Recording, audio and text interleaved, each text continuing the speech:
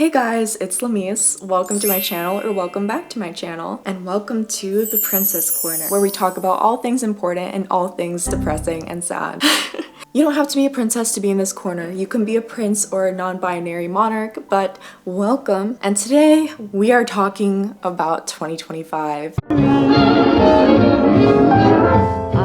If you clicked on this video, that probably means you're feeling the same way I am, and that is not excited. I'm not excited for 2025. And right now, I feel like the internet is just saturated with like vision boards and like manifestation, just excitement about 2025, and I'm just not feeling it. I really can't connect to that feeling right now. And I guess if you clicked on this video, that means you feel the same way that I do, which, although that's kind of sad that we feel that way, I'm glad that we're not alone. And to be honest, I am guilty of this on my channel. Like, I've been posting like a bunch of exciting holiday videos and talking about being excited for 2025, but to be honest, I'm not feeling that way, which means I'm fake. Yes, unfortunately, most people on the internet are fake, and I'm not an exception. To be honest, I think in order for you guys to understand my lack of excitement for 2025, I just have to give you a little background context, okay? Growing up, I honestly never felt like I was really authentic to myself, and in a lot of ways that led me to betray myself. Like, I would just do a lot of things that I either didn't really want to do or that weren't important to me just for the sake of validation from other people. And it was for a few like reasons, I guess, and one of the biggest ones was that I was a mixed race kid in like an almost all white school, and it led me to feel super out of place and also just deeply insecure. And so I searched for validation in ways that just didn't resonate with me. Honestly, when I think back on that time in my life, I just felt like such an onlooker, an observer, I guess an observer of my own life, because I just wasn't really living. I was just kind of going by the rules and doing things that I thought would make other people like me more because I felt unlovable. And sure, on paper, I think that many people, even you, might think that I'm successful. I have 2 degrees and I'm getting my master's degree right now. But when I think about my successes in life, I don't actually feel that successful. I feel like nothing that I've really accomplished so far in my life has been for me. And when I got my degree, I don't really think I was doing it from a place of like personal aspiration and goals. I was just doing it because I thought that's what I needed to do in order to be successful in life. And I might be successful to you, but to me, I really don't.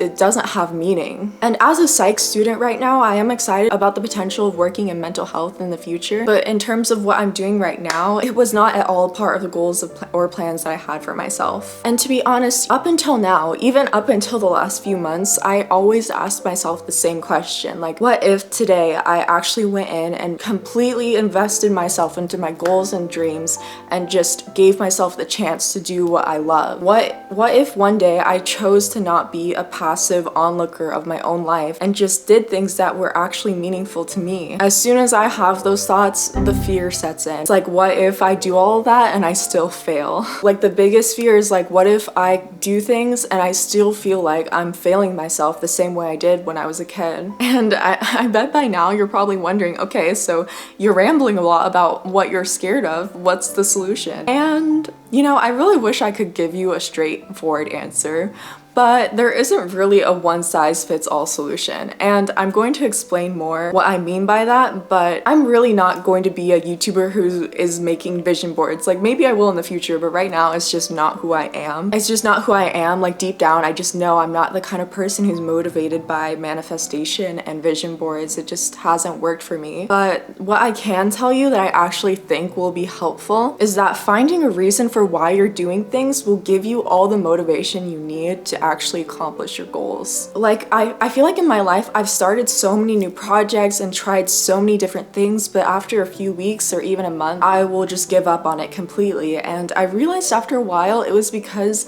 I didn't find a strong purpose or reasoning for why I was actually doing it. So I would just start a new skill for the sake of starting a new skill. For example, I wanted to learn French, so I just started to learn French, but I didn't have a good reason for why. And so now here I am, and I don't know how to speak French.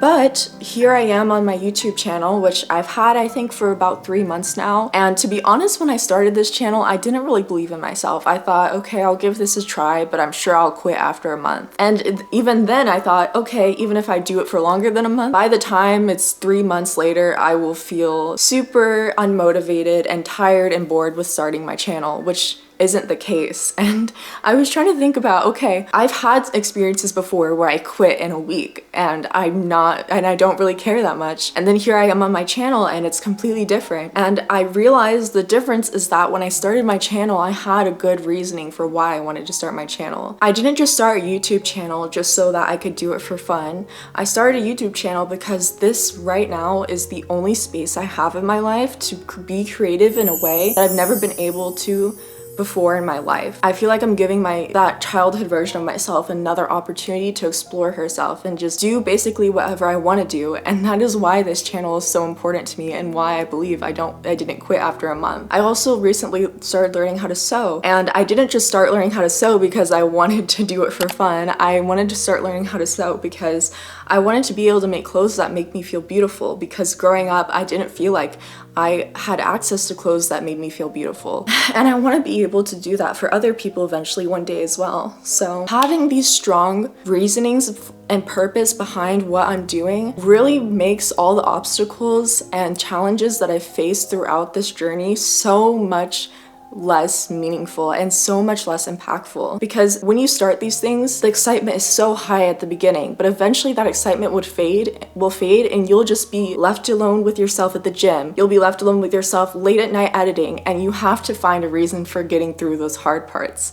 If you don't, then you're not going to do it. And although I can give you tips and tricks about how to get started and how to take the first step, I really do think that that looks different for everyone else. But once you have your purpose and your goal, the path ahead becomes so clear, because you won't be able to not do what you love once you have that reason to do it. And I think that's so much stronger than any sort of manifestation or dream board that you could make. So if you have goals that you haven't accomplished yet, I really do recommend that you take time to think about why you want to start achieving those goals. Why do you want to change? Why do you want to go to the gym? Because if you don't have a good reason for it, when it gets hard, you won't do it. And I also believe that chasing things just for success won't give you the fulfillment that you think it might, because like I said, I have 2 degrees and they literally feel almost meaningless to me. I put in so much work, so much of my time and energy, so much of my health, like my physical health, into school. And on the other side, I'm just like, I kind of feel empty when I think about it. I don't have a strong connection to that experience. And I honestly think it's because I didn't know what or why I was doing it when I went to school. So overall, for 2025, you don't need to feel excited going into it. You don't need to feel like you have to participate in all the New Year's Eve festivities and be super excited for the new year. But I do think that going into 2025 intentionally will make this year feel so much different than all the years before. Because like I said, the excitement around the New Year's will fade, but the purpose behind your actions will carry you through all the hard times, and it will make you unstoppable. So if you take away anything from this video, it's that the years don't change us. I went to school for so many years and came out on the other side feeling empty. I grew up seeking validation, and in some ways I do think that I still seek that validation. It really does just take one really good purpose and reason to get you through the obstacles that are required to change and to become who you want to be. So let's go into 2025 being unstoppably ourselves, and try not to stress about it if you're not feeling excited, because excitement will fade, but purpose will carry you through and you will become unstoppable.